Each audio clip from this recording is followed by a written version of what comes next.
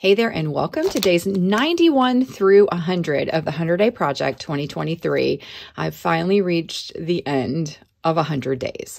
So this is just a quick walkthrough, flip through of the books, the little journals that I've made from days 91 through 100. These are not in any particular order, but I had started experimenting with taking book covers and cutting them in half or in threes and making new journals from them. And this is what I did for these, all 10 of these projects for this particular stretch. So I want to show them to you. Some of them I added closures to, and then some of them I did not. So they all vary with different fabrics, stitching. Some of them have closures and some do not. And then of course, here's all the pages. These were done with a combination of painted papers, combination of coffee dyed papers, any kind of papers I had in my stash. Here's one that even has some drafting paper. So I had two blue books that I cut in half. So I've got 4 of these because I had 2 books. And again, these were all a Shakespeare series. And then here's the pages. I just absolutely love these. And then this is a piece of Cantha quilt. And then some lace. I added different bits to it. And then I had another book that was a red book, and it got cut into 2 pieces. So I created 2 little books with this one. I actually really like this size. I think this is becoming one of my favorite sizes here. It's not quite square. It's not too big. It's not too small. It's a nice little chunk. And then I left closures off of these 2 as well. So I didn't put closures on these. And again, more pages here. 2 signatures. Most of these have 2 signatures sewn in. And then I have,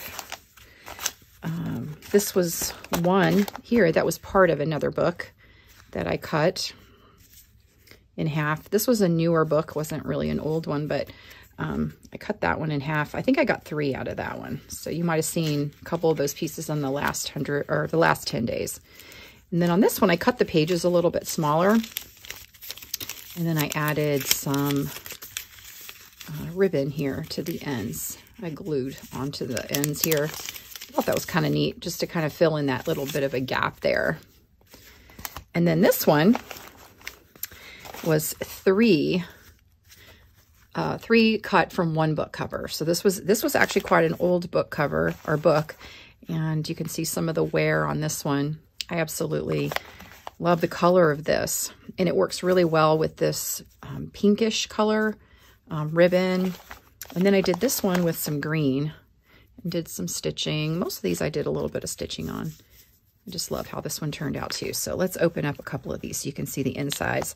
Pretty much did consistently the same thing in all of them,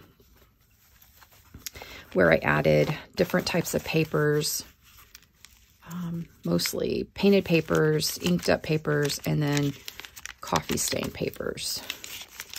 And so there's some of the pages in that one.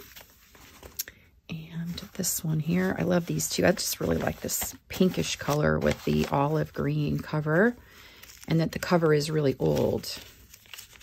More pages. And then the back of this one. And then this one here. Same. I did fabric and some lace and some stitching.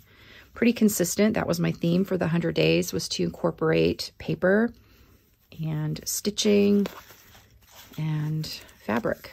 And so this one here has fabric, some stitching, there's some lace.